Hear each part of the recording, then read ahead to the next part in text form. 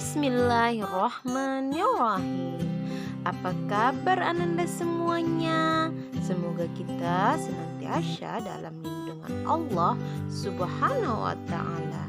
Amin ya Rabbal Alamin. Baiklah Ananda, hari ini kita akan membahas rangkuman materi pada kelas 9 semester 1 dari bab 1 sampai bab 3. Kita pelajari bersama ya. Materi bab 1 tentang dinamika perwujudan Pancasila sebagai dasar negara dan pandangan hidup bangsa. Masih ingatkah kamu bahwasanya Pancasila dijadikan sebagai norma dasar kaidah negara yang fundamental? Hal ini tercantum dalam alinea keempat Undang-Undang Dasar Republik Indonesia tahun 1945. Pancasila sebagai dasar negara memiliki arti bahwa Pancasila menjadi pedoman dalam penyelenggaraan segala norma-norma hukum dan negara. Tidak hanya itu, peran Pancasila sebagai pandangan hidup bangsa adalah untuk mempersatukan dan memberi petunjuk masyarakat Indonesia yang menjemuk beraneka ragam dalam mencapai kesejahteraan serta kebahagiaan. Namun, dalam penerapannya, Pancasila ini menghadapi berbagai macam tantangan. Salah satunya terjadi pemberontakan PKI di Madiun yang mana terjadi pada tanggal 18 September 1948. Pemberontakan ini dipimpin oleh Musso. Tujuan pemberontakan ini adalah mendirikan negara komunis Indonesia yang berideologikan komunis. Jadi, pemberontakan PKI Madiun ini akan mengganti Pancasila dengan paham komunis. Namun, pada akhirnya pemberontakan ini dapat digagalkan. Pada tanggal 5 Juli 1959, pemerintah mengeluarkan dekret presiden yang dikenal dengan Dekret Presiden 5 Juli 59 yang memuat 3 hal sebagai berikut. Yang pertama, membubarkan konstituante.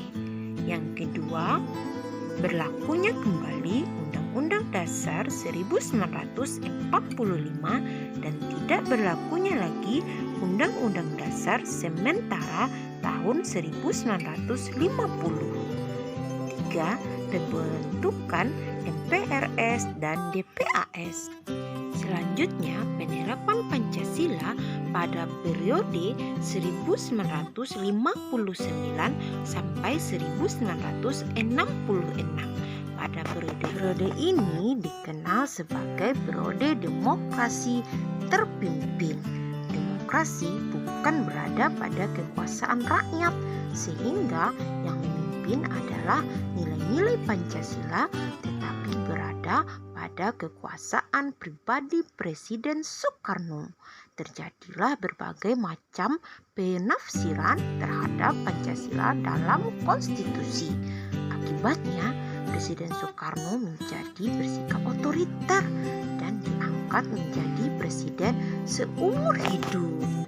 Selanjutnya, pada periode 1966 sampai 1998 yang dikenal dengan masa Orde Baru. Pada masa Orde Baru ini, pemerintah menerapkan konsep demokrasi Pancasila. Tujuan utama pemerintahan Orde Baru ini adalah melaksanakan Pancasila dan Undang-Undang Dasar Negara Republik Indonesia tahun 1945 secara murni dan konsekuen dalam setiap aspek kehidupan masyarakat Indonesia. Selanjutnya, penerapan Pancasila pada masa reformasi. Pada masa reformasi, menerapkan Pancasila sebagai dasar negara terus menghadapi berbagai tantangan. Penerapan Pancasila tidak lagi dihadapkan pada ancaman pemberontakan yang ingin mengganti Pancasila dengan ideologi lain. Akan tetapi, lebih dihadapkan pada kondisi kehidupan masyarakat yang diwarnai oleh kehidupan yang serba bebas. Tantangan lain dalam penerapan Pancasila di era reformasi ini seperti menurunnya rasa persatuan dan kesatuan di antara sesama warga bangsa saat ini. Hal ini ditandai dengan adanya konflik di berbagai daerah, tawuran antar pelajar, serta tindak kekerasan yang dijadikan sebagai alat untuk menyelesaikan permasalahan. Ananda, tahukah kamu bahwasannya Pancasila kita termasuk ideologi terbuka? Hal ini ditandai dengan nilai dan cita-cita Pancasila berasal dan digali dari budaya dan pikiran untuk masyarakat secara umum. Konsep ideologi merupakan hasil konsensus dari kelompok atau masyarakat. Jiwa ideologi ini merupakan milik seluruh masyarakat dan menjiwai kepribadian masyarakat. Isi ideologi Pancasila kita tidak langsung operasional, melainkan harus dijabarkan dalam nilai instrumental, serta substansi ideologi Pancasila bersifat dinamis, reformis, dan fleksibel. Nah, Pancasila ini harus kita laksanakan dalam kehidupan kita sehari-hari. Salah satunya pelaksanaan sila kemanusiaan yang adil dan beradab.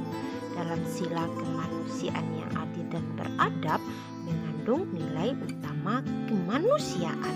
Pelaksanaan dan penyelenggaraan negara harus dapat memperlakukan warga negara sesuai dengan harkat dan martabat manusia. Selain itu, perwujudan nilai-nilai Pancasila dapat diterapkan dalam berbagai kehidupan, seperti perwujudan nilai-nilai Pancasila di bidang politik. Di bidang politik dapat dilaksanakan dalam sistem demokrasi.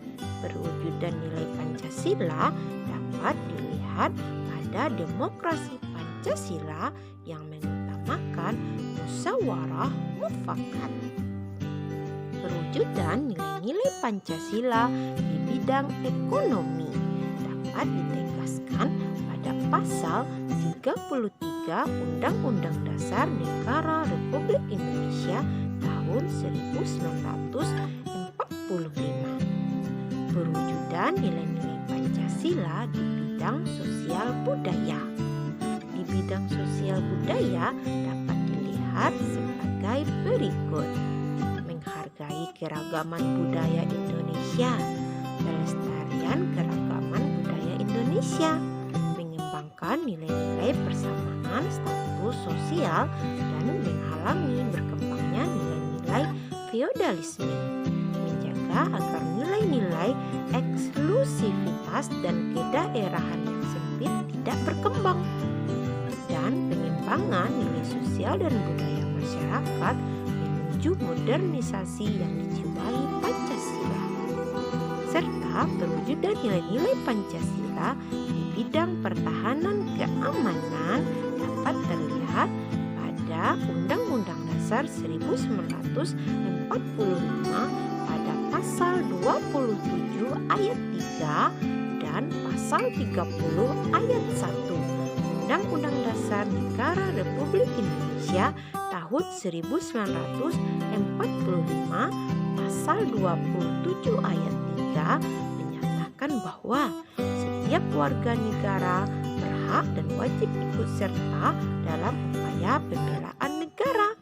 Adapun tahun Undang-Undang Dasar Negara Republik Indonesia tahun 1945 pasal 30 ayat 1 menyatakan bahwa tiap-tiap warga negara berhak dan wajib ikut serta dalam usaha pertahanan dan keamanan negara.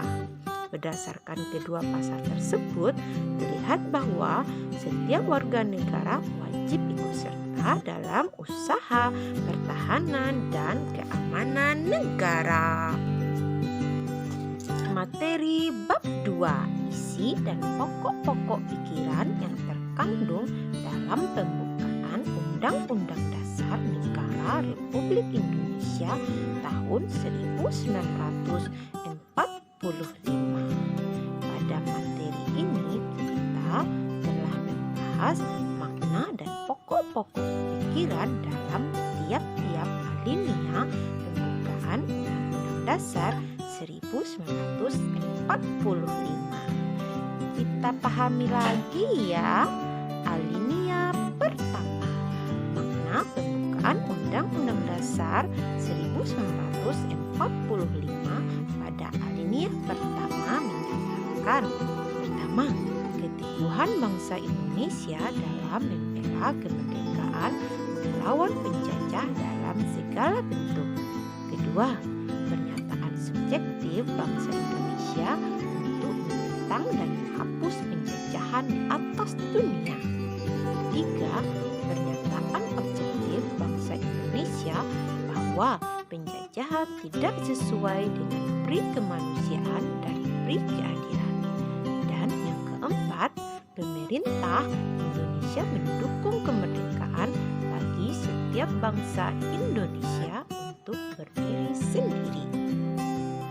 Dua, alinea kedua, makna pembukaan Undang-Undang Dasar 1945 alinea kedua.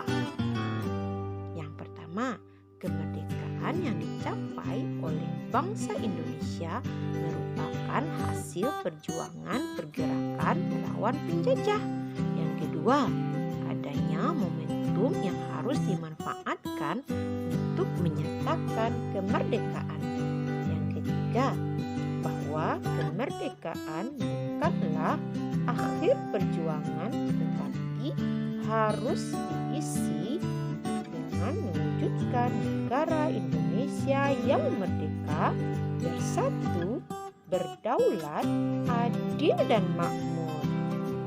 Keempat, memuat cita-cita negara Indonesia, yaitu merdeka, bersatu, berdaulat, adil dan makmur. Alinea ketiga, makna pembukaan Undang-Undang Dasar 1945 alinea ketiga. 1. Motivasi spiritual yang luhur bahwa kemerdekaan kita adalah berkat Allah yang Maha Kuasa. 2. Keinginan yang didambakan oleh setiap bangsa Indonesia terhadap suatu kehidupan yang berkesinambungan antara kehidupan material dan spiritual dan kehidupan di dunia maupun akhirat. 3. Adanya penumbuhan pernyataan proklamasi. Alinea keempat, makna pembukaan Undang-Undang Dasar 1945 alinea keempat. Yang pertama, terkandung fungsi dan sekaligus tujuan negara Indonesia, yaitu melindungi segenap bangsa Indonesia dan seluruh tumpah darah Indonesia, memajukan kesejahteraan umum, mencerdaskan kehidupan bangsa, serta ikut melaksanakan ketertiban dunia yang berdasarkan kemerdekaan, perdamaian abadi, dan keadilan sosial. 2. Kemerdekaan bangsa Indonesia yang disusun dalam suatu Undang-Undang Dasar 1945. Ketiga, sistem pemerintahan negara, yaitu berdasarkan kedaulatan rakyat atau demokrasi. Serta yang keempat, dasar negara, yaitu Pancasila. Nah, selain mengandung makna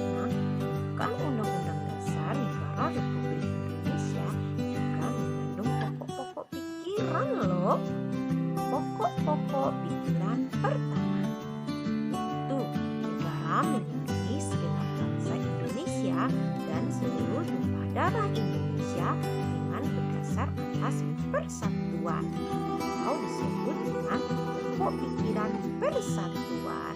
Pokok pikiran ini menegaskan bahwa pembukaan Undang-Undang Dasar Negara Republik Indonesia tahun 1945 menerima aliran negara kesatuan, negara yang melindungi dan meliputi segenap bangsa dan seluruh wilayahnya.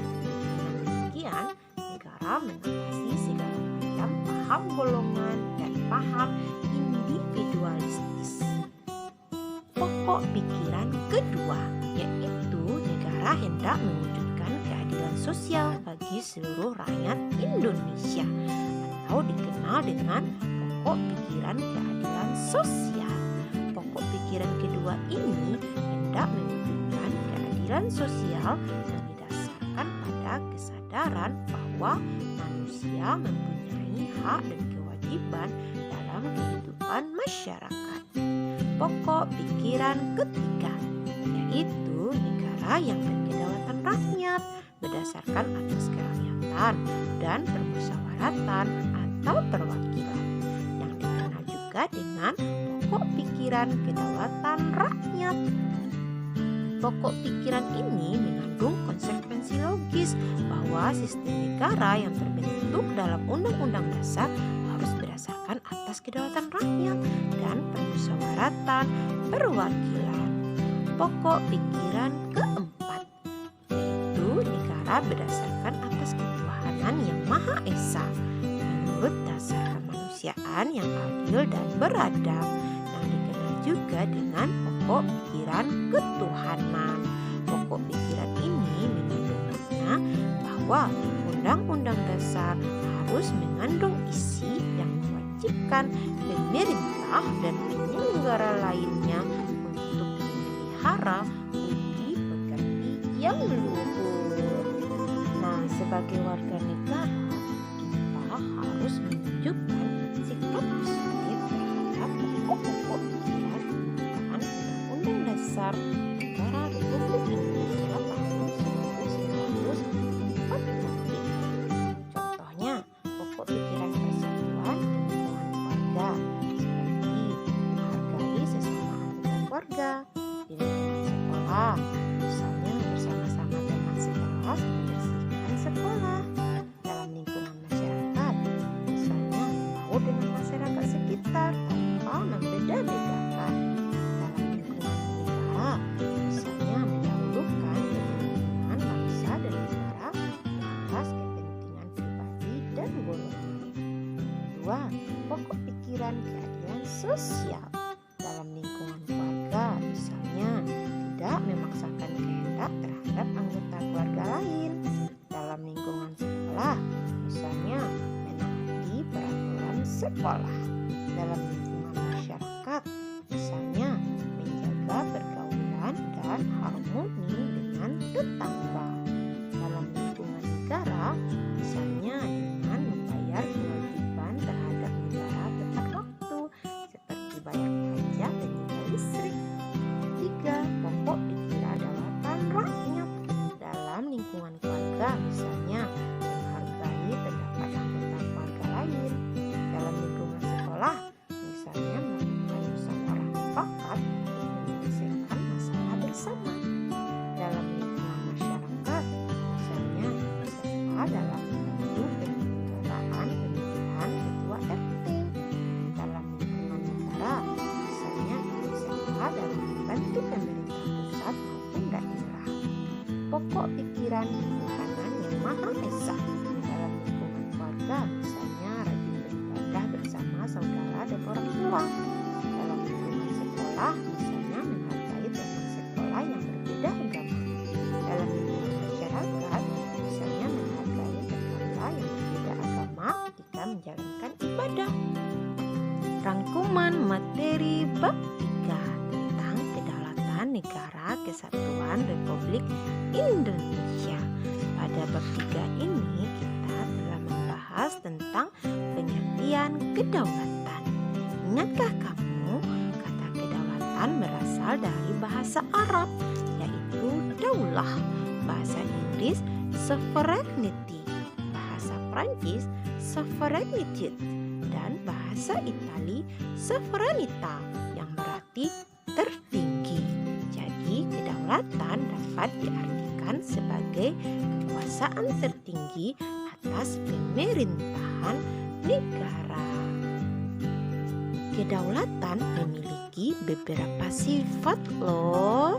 Masih ingatkah kamu apa saja sifatnya? Yang pertama, asli. Yang kedua, permanen. Yang ketiga, tunggal. Yang keempat, absolut. Permanen artinya kedaulatan itu bersifat tetap dan akan tetap ada selama negara itu masih berdiri. Asli artinya kedaulatan tidak berasal dari kekuasaan yang lebih tinggi. Tunggal atau bulat artinya kedaulatan itu tidak dapat dibagi-bagi. Kedaulatan ini merupakan satu-satunya kekuasaan yang tertinggi dalam negara. Dan absolut atau tidak terbatas artinya kedaulatan itu tidak dapat dibatasi oleh siapapun. Ada dua bentuk loh jenis kedaulatan. Yang pertama, kedaulatan ke dalam dan kedaulatan ke luar. Kedaulatan ke dalam maksudnya adalah bahwa bangsa atau negara yang merdeka memiliki hak untuk mengatur rumah tangganya sendiri tanpa campur tangan dari negara lain. Sedangkan kedaulatan keluar mengandung arti bahwa bangsa atau negara yang merdeka mempunyai kekuasaan untuk mengadakan hubungan atau kerjasama dengan negara-negara lain. Nah, selain itu, kita juga telah mempelajari tentang teori-teori kedaulatan. Salah satunya adalah teori kedaulatan Tuhan. Teori kedaulatan Tuhan ini beranggapan bahwa raja atau penguasa memperoleh kekuasaan tertinggi dari Tuhan. Kehendak Tuhan menjelma ke dalam diri raja atau penguasa. Oleh karena itu, mereka disebut sebagai utusan Tuhan atau dewa. Segala peraturan yang dijalankan oleh penguasa bersumber dari Tuhan.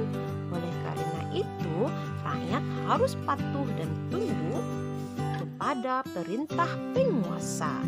Teori ini umumnya dianut oleh raja-raja yang mengaku sebagai keturunan dewa. Misalnya pada masa Raja Mesir kuno dan Kaisar Tiongkok. Pandangan ini dianut pula pada masa Raja Jawa zaman Hindu yang menganggap diri mereka sebagai penjelmaan Dewa Wisnu. Pelapor atau tokoh teori kedaulatan Tuhan ini antara lain Augustinus, Thomas Aquinas, Hegel, dan F.J. Stang. Nah, masih ingatkah kamu apa bentuk kedaulatan yang dianut oleh Indonesia? Negara Indonesia adalah negara yang berdasarkan atas kedaulatan rakyat.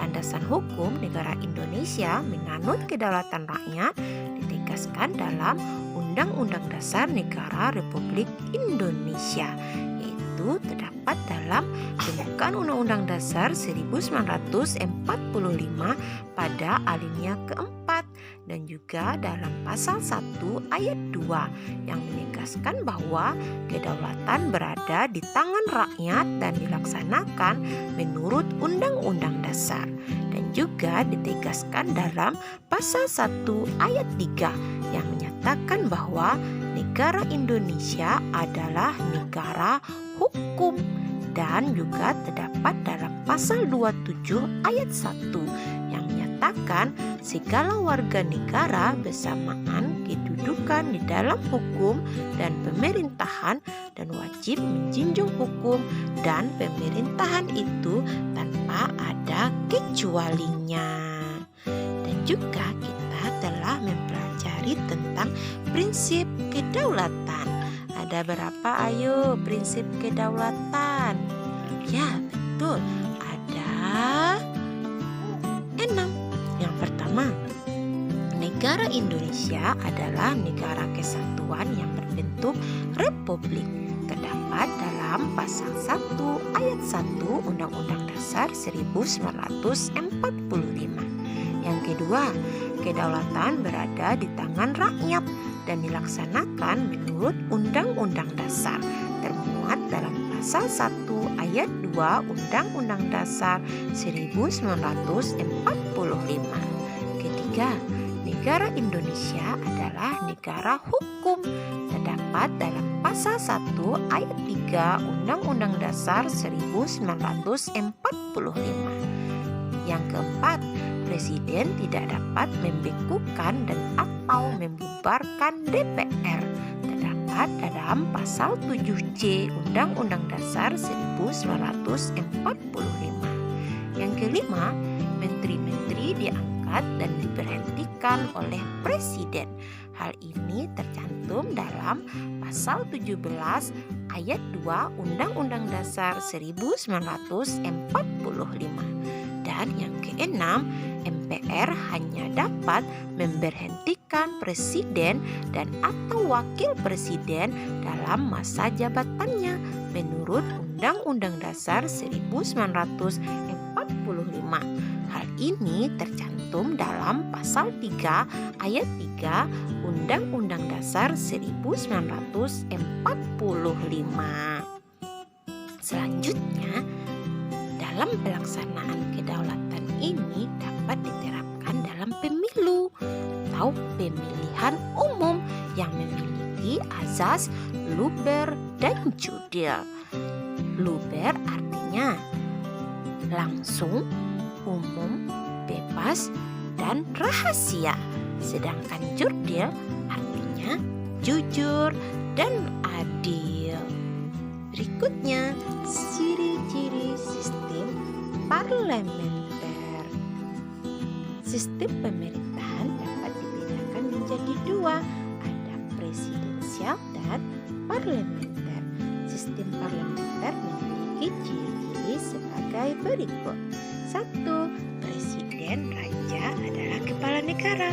Kedua, kabinet berasal dari legislatif dan disetujui oleh Perdana Menteri. Ketiga, eksekutif juga anggota legislatif. Keempat, eksekutif bisa membubarkan legislatif. Demikian juga sebaliknya. Serta kepala pemerintahan dipilih oleh legislatif. Nah, apakah kamu masih ingat apa-apa saja lembaga-lembaga negara? Ya, ada lembaga legislatif, eksekutif, dan juga lembaga yudikatif. Tentunya kamu masih bisa dong ya membedakan yang mana yang termasuk lembaga legislatif. Ya, seperti MPR, DPR, DPD, dan juga DPRD. Lembaga eksekutif seperti presiden, wakil presiden, dan juga menteri. Dan lembaga yudikatif seperti MA, MK, dan juga KY. Nah, tugas-tugas MPR. Apa saja ya tugas-tugas dari MPR?